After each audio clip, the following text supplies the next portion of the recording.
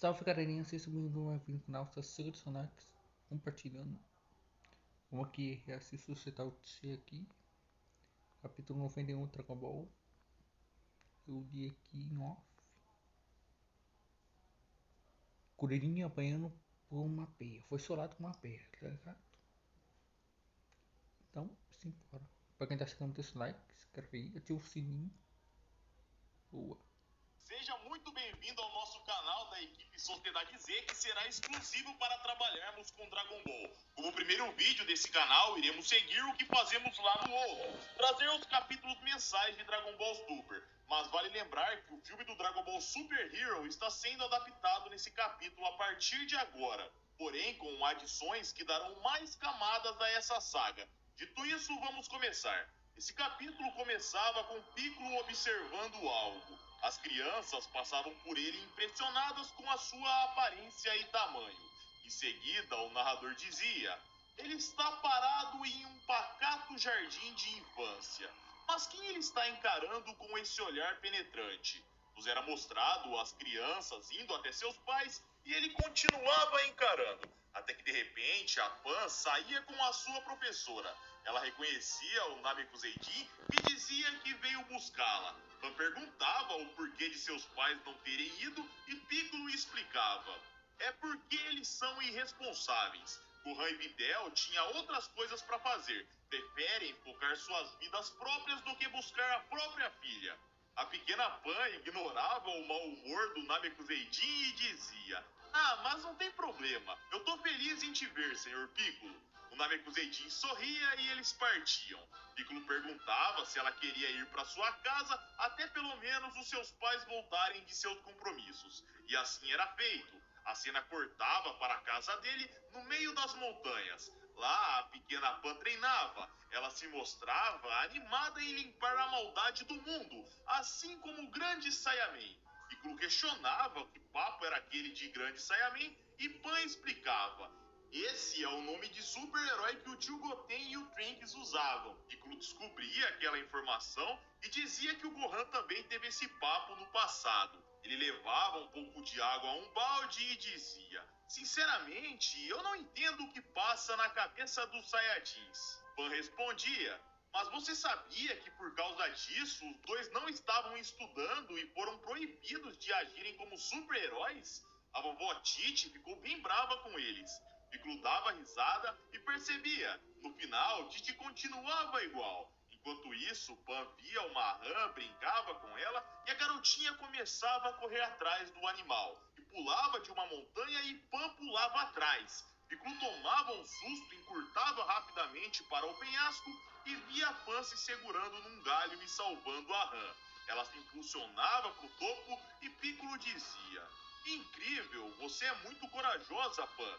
E aqui, galera, olhem a desenvoltura que a Pan tem. Mesmo com 3 anos de idade, ela se mostra tranquila ao saltar de uma montanha, claramente tendo mais proeza que seu pai nessa idade. E aqui, galera, eu falo proeza e não talento. O Gohan tinha aquele poder oculto que tornava ele um monstro num piscar de olhos. Porém, no geral, na forma base, digamos assim, a Pan é mais talentosa. E o que nos confirma isso é a cena sequente onde o Piccolo dizia: então você quer se tornar uma heroína, né? O que acha de eu te treinar? Sua idade é parecida com a do seu pai quando ele começou a treinar comigo. Então tudo bem você aprender um pouco de luta. Mas se prepare, porque irei te transformar numa notável membro do clã dos demônios. E aqui, galera, temos a mesma situação no mangá de Dragon Ball, onde o Piccolo viu o pequeno Gohan e disse que se caso ele sobrevivesse a 6 meses no deserto, ele o treinaria e em seguida o transformaria num membro digno do clã dos demônios. A diferença é que o Gohan precisou passar por esses 6 meses para se mostrar apto. Já a Pan não, mesmo mais jovem, ela vai treinar direto. E ao ouvir o convite do Namekuseidin, ela adorava. Pan saltava nele e comemorava segurando nas antenas do mesmo, porém Piccolo não gostava, mas obviamente tolerava. Enquanto isso, a cena ia para o departamento de polícia da cidade oeste. Lá uma mulher dizia: a Red Ribbon é uma organização maligna que uma vez planejou dominar o mundo. Há 30 anos, com a morte do comandante Red Rabel, acreditava-se que o exército foi completamente destruído. Porém, fomos informados que seu filho, Magenta Rabel, ele está planejando reconstruir esse exército. Questionavam se esse tal de Magenta era o presidente da farmacêutica Red e a mulher respondia: exatamente, a farmacêutica Red é uma marca que provavelmente financia a reconstrução desse exército. Pelo menos é o que nossa investigação tem concluído. Só que tem um porém. Existe um certo alguém que a Red Ribbon considera a chave para a reconstrução desse exército. O seu nome é Dr. Redo, que atualmente está preso. Mas para explicar isso, por favor, oficial Kuririn, faça isso por nós. E assim era feito. Kuririn assumia o microfone e começava a explicar. Redo é o neto de um cientista que serviu ao exército da Red Ribbon. Seu nome era Dr. Gero. Apesar de estar preso, ele possui qualificações de professor e doutor na sua área de ciência. Seu pai era o segundo filho do Dr. Gero. Ele faleceu num acidente quando o filho estava apenas no fundamental. Assim, o garoto usou a herança herdada e sobreviveu por conta própria. Sua mente brilhante permitiu que ele obtivesse um doutorado aos 14 anos de idade. Mas sua personalidade peculiar o impedia de se encaixar em qualquer laboratório. Então, ele usou o pouco que restou da sua herança para continuar com suas pesquisas. E aqui, galera, vamos para a árvore genealógica dessa família que está sendo mostrada pra gente. O Dr. Gero teve um filho com a Vomi, que nos jogos é conhecida como a Android 21. O filho era chamado Gevo, que conhecemos em Dragon Ball como o Android 16. Ou seja, galera, o Android 16 é tio do Dr. Redo. Eu creio que muitos que já viram o filme já sabiam dessa informação, mas para quem não sabia, agora está informado. Então vamos continuar. Um dos policiais perguntava o porquê da Red Ribbon estar atrás de Redo e a mulher explicava. Ele possui dados de uma arma biológica herdada do seu avô. Se completarem essa arma, será um problema absurdo para todos nós. Estou certo, oficial Kuririn? O mesmo dizia que sim, e ele explicava: nós precisamos detê-los a todo custo. Redo disse que tem dados guardados na sua mente, então precisamos impedir essa união. A mulher alertava: Redo será solto em 3 meses. O exército Red Ribbon, com toda certeza, entrará em contato com ele na hora certa. E será aí que também entraremos. Vamos encontrar um esconderijo secreto e aí sim acabar com suas ambições. Os militares diziam sim, senhora, e a cena cortava para a sede da farmacêutica Red. Lá, uma abelha chegava no local. Ela entrava nas instalações seguindo um homem e esse homem entrava numa sala. Lá alguém dizia: e então, Carmine, descobriu algo sobre o Dr. Redo? Carmine respondia: eu descobri que ele está numa prisão. O homem sentado questionava: então você não pode trazê-lo para cá. Mas você sabe que precisamos dele para reconstruir o nosso exército, certo? Carmine dizia: sim, senhor, mas não se preocupe, comandante Magenta. Ele sairá em 3 meses. Até lá, cuidaremos de tudo. O comandante Magenta escutava aquilo e dizia: entendi. É bom você não estragar tudo, ouviu? Pois eu realizarei o sonho que meu pai não conseguiu realizar. O sonho de conquistar o mundo. Assim, galera, um time skip de 3 meses acontecia. Na prisão, o Dr. Redo saía de lá olhando para o seu pulso e sendo xingado por alguém dentro da prisão. Ele ativava o dispositivo no seu pulso e uma explosão acontecia lá dentro. Ele sorria e um carro se aproximava na mesma hora. Lá dentro, como planejado, estava o comandante Magenta, que dizia: você é o Dr. Redo, correto? Estive esperando por você. O meu nome? Redo o interrompia e dizia: você é o presidente da farmacêutica Red, certo? Magenta olhava impressionado e perguntava como ele sabia. O doutor explicava: eu já te investiguei. Seu motorista me espionava enquanto eu frequentava o pátio de exercícios da prisão um dia desses, correto? Eu achei muito suspeito quando eu percebi. Então eu decidi te seguir. Carmine perguntava como ele perseguiu, afinal ele não viu ninguém. O doutor erguia seu pulso e dizia: Hashimaru, vem aqui. O uma abelha androide chegava em alta velocidade, pousava no ombro do doutor e explicava: esse é o meu agente ciborgue. Eu fiz modificando uma abelha de verdade. Ele seguiu seu motorista até o escritório presidencial da farmacêutica Red. Em seguida, reportou o ocorrido para mim. Mas, na verdade, eu não pude entender muito bem a conversa de vocês. Mas a parte do exército Red Ribbon eu escutei muito bem.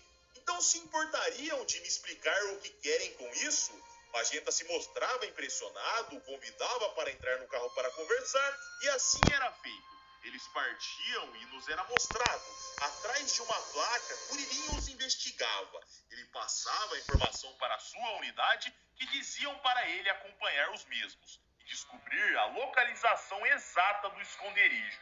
E aqui, galera, só um lembrete. No filme do Super Hero, a unidade da Red Ribbon se encontra num lugar escondido para o mundo de fora, algo parecido com o que acontece em Wakanda na Marvel, e é justamente por isso que eles precisavam descobrir onde fica esse esconderijo. Eu vi alguns fãs perguntando o porquê do Kuririn não ter derrubado o carro, o erguido, o parado, e a resposta é justamente essa. O objetivo é descobrir o esconderijo que fica coberto para o mundo exterior e depois pegar a patrulha vermelha no flagra. E assim, galera, era feito. O Kuririn avançava até o carro, se agarrava e lá ele começava a escutar a conversa, onde Magenta dizia: é uma pena o que aconteceu com o seu avô, Dr. Gero. Edo dizia: para ser sincero, eu não me importo.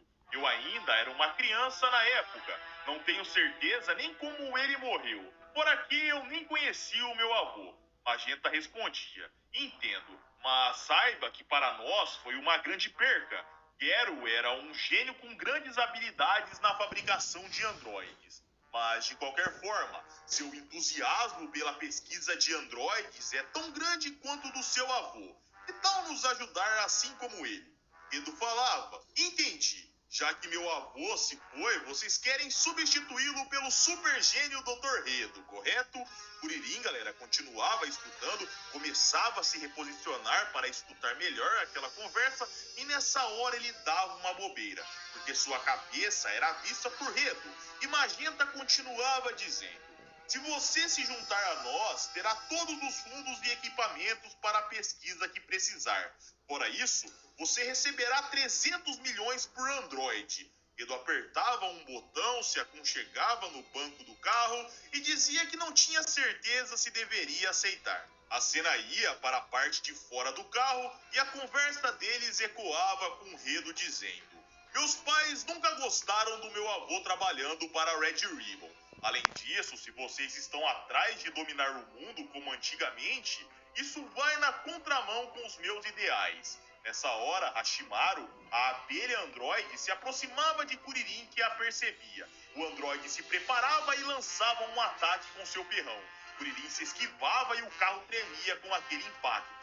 Edo olhava para trás confuso, porém não via nada. E Redo continuava dizendo, porém totalmente ciente do que acontecia lá fora: saiba que eu sou um grande fã de super-heróis fortes e maneiros. E Magenta respondia: assim, eu ouvi dizer que você gosta de super-heróis. Mas saiba que o nosso objetivo é purgar o mundo de pessoas perigosas e rebeldes. Assim, criaremos um mundo pacífico, onde nós iremos comandar. Ou seja, você percebe? No final, também somos uma espécie de super-heróis. Enquanto Kuririn via a abelha retornando em direção a ele, o careca avançava. Enquanto o combate contra o androide começava a acontecer, a conversa continuava com o Redo dizendo: então, para criar o mundo que você deseja, você precisa de força. Bem, eu não estou interessado nesse tipo de coisa. Na verdade, nada além da minha pesquisa tem o meu interesse. Magenta insistia, ele dizia: que tal então 1 bilhão por Android? É justo para você? Edo falava: 1 bilhão é uma oferta que de fato eu não posso recusar. Carmine apontava um revólver e dizia: você não pode mesmo. Porém, galera, Edo nem ligava. Confortável no banco do carro, ele dizia: pelo jeito irei aceitar. Mas saiba que eu não irei aceitar porque você me apontou uma arma. Eu injetei uma droga poderosa na minha pele, que me torna resistente a vários tipos de impactos. Além disso, não se esqueça, eu ainda possuo a Hashimaru. Essa minha abelha androide é tão forte que eu duvido muito que vocês resistiriam a uma picada dela. Fora que ela tem o seu ferrão venenoso. Ao escutar, galera, a parte do veneno, Kuririn ficava impressionado. Ele via o androide se aproximando, se esquivava e no meio do movimento do androide ele puxava um revólver e disparava. A Shimaru era jogada para a parte da frente do carro, ela caía no vidro e Carmine se assustava. Com medo, ele virava ao volante sem querer e o carro começava a girar. Enquanto isso, o Redo dizia se equilibrando. A única razão pela qual eu concordo por aderir sua ideia é o orçamento ilimitado que me oferece. Assim, construirei os melhores androides da história. Carmine assumia o controle do carro novamente e nos era mostrado o Hashimaru no chão. E Magenta mandava Carmine prestar mais atenção no volante. E Redo questionava. Vocês da Red Ribbon têm algum grande inimigo? Magenta dizia que sim. Era o grupo que derrotou o Android Cell. Redo questionava se era o Mr. Satan e Magenta explicava. Não exatamente. Mr. Satan, de fato, é ligado a eles. Mas, de acordo com nossa investigação, eles trabalham como uma organização secreta, liderada por Bulma, da Corporação Cápsula. Redo ficava impressionado e dizia que havia sido preso graças ao filho dessa mulher. Magenta falava, é mesmo? Então a nossa conversa será mais breve. Essas pessoas são provavelmente alienígenas. Redo falava, agora que você disse isso, tá fazendo sentido. Eu vi um deles voando. Magenta aproveitava, ele dizia, exatamente, e eles planejam dominar toda a Terra. O senso de justiça de Redo nessa hora era aflorado, e Magenta continuava dizendo, essa organização inclui o terrível Majin Buu e Piccolo Daimao. Nessa hora, galera, Kuririn passava a informação para sua unidade dizendo que era confirmado, eles de fato planejavam colaborar. Só que ao dizer isso, Redo escutava, era o único do carro que escutava, confirmando que seu corpo era anormal. Ele apertava um botão e dizia, agora será a hora dos super-heróis. A cena ia para Hashimaru, que estava desabilitada no chão, porém de repente uma sobrecarga de energia chegava até ela. A cena retornava para o carro onde Magenta perguntava, mas você pode criar androides que sejam fortes o bastante para derrotar nomes como Majin Buu e Piccolo Daimao? Redo sorria e dizia, que pergunta idiota. A cena ia para a abelha androide, se preparando e disparando numa velocidade colossal. Ela encurtava até o carro em instantes. Quando Kuririn percebia, já era tarde demais. Ele era acertado e jogado na montanha ao lado. Dentro do carro, Redo sorria. Ele colocava sua máscara e dizia, eu fico feliz de saber essas coisas, pois agora tenho um objetivo para criar os androides mais poderosos do universo. Eles comemoravam dentro do carro e Redo falava, aliás, eu já dei um jeito no policial que nos seguia. Magenta ficava impressionado. Ele nem tinha percebido que aconteceu algo do tipo. E no chão, fora do combate, Kuririn dizia, chefe Nantes, me desculpa, mas eu perdi eles de vista. A cena cortava para outro time skip depois de 6 meses e lá Pan e Piccolo lutavam. Ela respirava com dificuldade daquele combate e Piccolo provocava. A garota disparava. Quando se aproximava, ela saltava, ia para trás de Piccolo e encurtava chutando. Piccolo olhava e a lançava para longe com a força do seu ki. Pan explodia na montanha ao fundo que tremia e dizia que tinha doído. Piccolo ia até ela preocupado, perguntava se estava bem e Pan dizia que sim. O Namekuseidin dizia que o treinamento havia acabado por hoje e ele ganhava água. O mesmo agradecia, virava sua água e dizia, você está indo bem. Na verdade, está indo melhor que o seu pai. Pan falava, se eu tô melhor, então por que não me ensina a disparar rajadas de ki com as mãos? Igual o Goten e o Trunks faz. Piccolo respondia, eu já falei que você vai aprender quando aperfeiçoar o básico do ki. Você ainda nem consegue voar. Pan dizia que voar era difícil e Piccolo dizia que sim, era difícil mesmo, mas ela precisava continuar tentando. E aqui, galera, um adendo. A Pan no anime já voava quando era uma bebezinha. Ela levou o Pilaf, a Mai e o Shu quase para fora do planeta Terra. Porém, no mangá, aparentemente, ela não é tão habilidosa assim ou simplesmente se esqueceu, não lembra de como voar. Mas enfim, diferenças que temos de monte no anime e no mangá. A Pan ia para frente de Piccolo, começava a se concentrar para tentar voar e Piccolo dizia: não faça força, você precisa focar na sua vontade. Só assim poderá controlar o Ki. Pan falava: eu sei, só fica quieto, Sr. Piccolo. Ela respirava, o ambiente à volta começava a mudar, como se fosse conseguir, porém Piccolo percebia que não daria certo. Pan desistia e o Namekuseidin falava: não precisa ter pressa, você só tem 3 anos de idade. Ainda tem todo o tempo do mundo. Além disso, o sangue Saiyajin corre em você. Então será fácil quando pegar o jeito. Ao escutar sobre os Saiyajins, Pan questionava: Senhor Piccolo, é verdade que o papai poderia ser mais forte que o vovô se ele quisesse?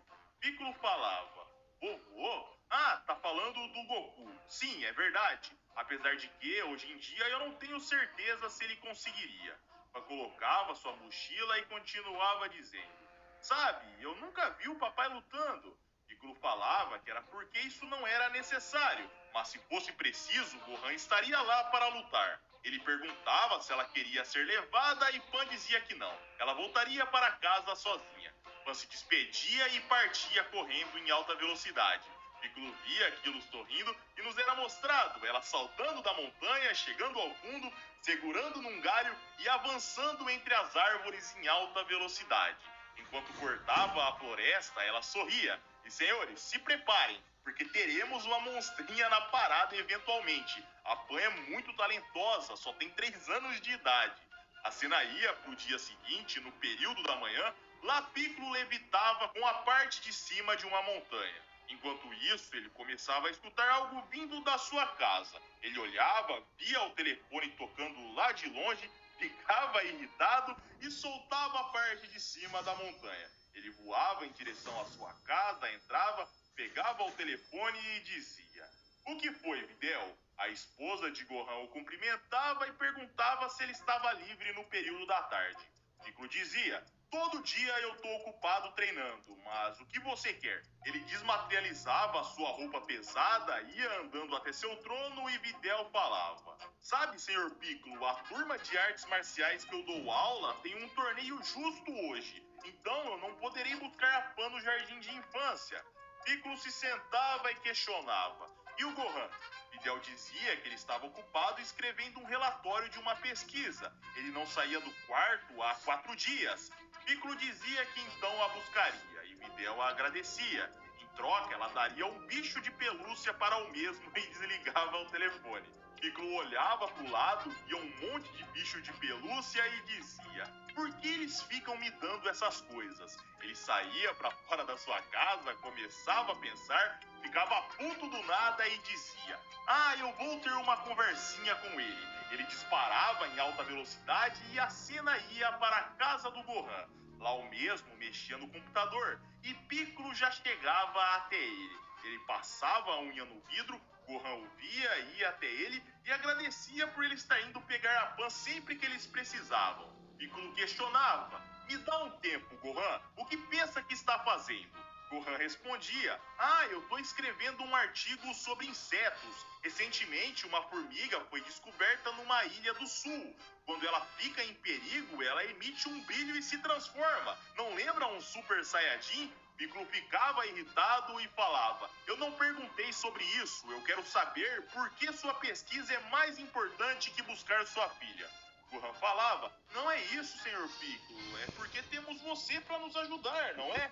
Piccolo ficava irritado e dizia: por que você nem tá treinando de vez em quando? Não sabemos quando outra crise surgirá. Gohan dizia de forma relaxada: ah, vamos lá, acha mesmo que esse tipo de coisa pode acontecer novamente? Fora que, mesmo que aconteça, sempre teremos meu pai e o Sr. Vegeta. Nessa hora, galera, Gohan percebia algo. Era Piccolo jogando uma cotovelada do nada. Porém, Gohan bloqueava e dizia: haha, eu ainda não perdi o jeito. Mas de repente, Piccolo lançava um gancho no seu estômago. O mesmo se abaixava com dor e Piccolo dizia: isso é por ficar negligenciando o seu treinamento. E aqui, galera, vai ter gente comentando que o Gohan estava treinando desde o Torneio do Poder. Ou seja, ele passou o arco do Broly, foi para a saga do Moro e o cara estava treinando, provavelmente no arco do Granola também, que aconteceu recentemente. E aqui agora, e no filme do Super Hero, o Piccolo diz que o Gohan negligencia o seu treinamento. Mas no próprio filme, no finalzinho, o Gohan comenta que ele estava treinando sim, só que escondido. A prova disso foi seu Macanco sinistro no finalzinho. Provavelmente aqui seguiremos a mesma linha. O Gohan deve estar treinando, porém escondido. O Piccolo esticava sua mão, materializava sua roupa pesada no seu aluno, que caía com o peso. Ele se levantava reclamando e Piccolo provocava. E aí, isso não te traz lembranças? Gohan dizia que trabalhar daquela forma seria difícil, e seu mestre dizia para ele não reclamar, pois daqui a pouco ele já estava indo buscar a Pan, que era obrigação do Gohan. O mesmo agradecia e dizia que daria mais bichos de pelúcia para o Namekuseidin. E Piccolo questionava: da onde vocês tiraram que eu gosto dessas coisas? Ele saía voando irritado e a cena cortava para ele mesmo, meditando no topo da sua montanha, aguardando o horário de buscar a Pan. Ele dizia: minha mente não tá tranquila depois do dia de hoje. Eu preciso me concentrar. Mas de repente, galera, um feixe de luz era visto no céu. Um disparo de energia chegava em direção a Piccolo. O mesmo olhava e a explosão acontecia. A poeira erguia em volta e Piccolo começava a aparecer ileso no meio dela. E ele questionava: você está interferindo no meu treino. Quem é você? No céu, alguém aguardava sorrindo. A cena chegava para perto e nos era mostrado. Esse alguém tinha uma arma estranha na mão. Ele a girava, guardava e dizia: você deve ser Piccolo Daimao. O Namekuseidin falava: desculpe, agora eu sou apenas Piccolo. O ser estranho ficava confuso e falava: mas o que isso quer dizer? Piccolo respondia: é complicado, mas de qualquer forma, quem é você e por que usa essa roupa de herói cafona? O homem estranho dava risada e dizia: poxa, você deveria ter dito que a minha roupa era retrô, mas infelizmente para você, a minha identidade é um segredo. Ele fazia uma posição e Piccolo via a marca da Red Ribbon na roupa do cara. Ele ficava olhando meio irritado e o capítulo chegava ao fim. Bom, senhores, para quem viu o filme do Super Hero, percebeu que essa saga será curta. A história é praticamente a mesma no seu grosso, porém com algumas adições que são bem-vindas. O Kuririn descobriu sobre o exército da Red Ribbon aqui, a abelha Android é bem mais forte do que no filme, e eu acredito que esse será um bom caminho. Se vocês também curtiram, eu conto com seu like para ajudar o nosso novo canal, afinal precisamos crescer por aqui também. Nós faremos bastante conteúdo de Dragon Ball, então se inscreva. Se você não quer perder nada da franquia, vem aqui com a gente, porque falaremos sobre jogos, notícias e obviamente os capítulos do mangá. Bom, é isso aí, senhores. Um abraço, fiquem com Deus e tamo junto. Então é isso, minha tropa. Deixa o like, se canal, compartilha aí. Curti o vídeo. Curti o capítulo. Não vou sentar muito porque tá grande. Só tenho aqui 28 minutos. Então, obrigado por assistir até aqui e fui.